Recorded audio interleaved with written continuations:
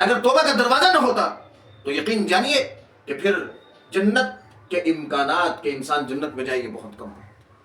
अल्लाह तबारक व तआला ने ये वापसी का एक दरवाजा रखा है कि इंसान जितनी गफलत का शिकार हो गया और गफलत में गुनाहों की दलदल में फंस गया, जब उसे अल्लाह तबारक व तआला मुतवज्जे करे, उसे चाहिए कि फौरन तौबा की तरफ आ जाए। और अल्लाह तबारक व तआला को तौबा करने वाले बंदे बहुत पसंद है।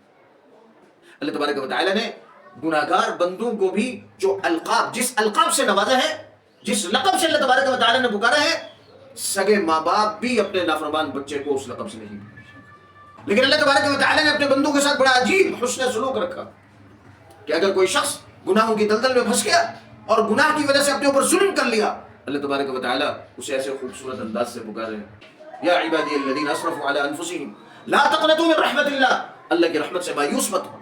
अल्लाह खुद तसल्लियां दे रहे हैं और अल्लाह तो तौबा के लिए बहाना तलाश करते हैं।